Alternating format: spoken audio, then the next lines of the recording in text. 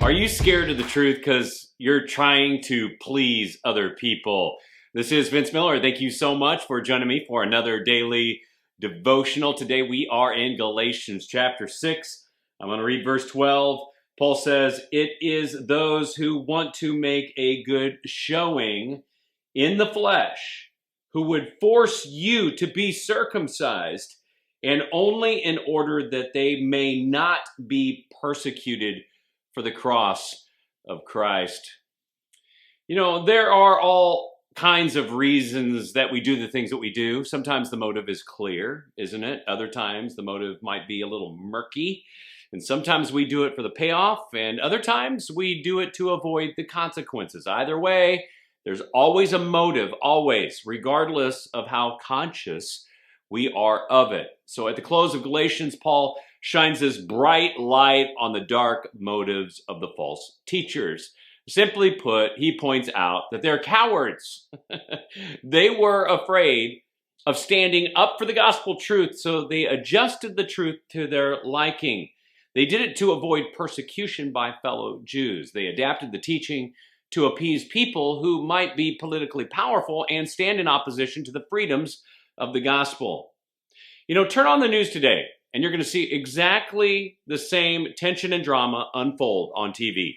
Political parties are either motivated by personal payoffs, or they're motivated to avoid the consequences of political losses. Their motivations may appear a bit murky, but they are not. They either do it to secure their position or avoid losing it because their positions are the means of retaining power and money for themselves. But in Galatians, we're not talking about the government, are we? Paul is addressing the church.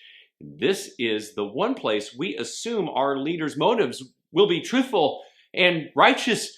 It's the one place we hope that we're going to be free from impure motivation. Yet we learn that even spiritual leaders are not infallible. In fact, I am not either, and neither is your pastor. And at some point, even spiritual leaders become susceptible to fear.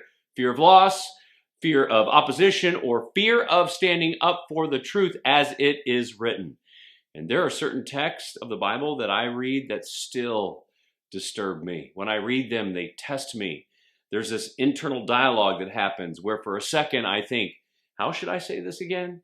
Should I say it stronger or softer? Is there a way to avoid the topic or the offense?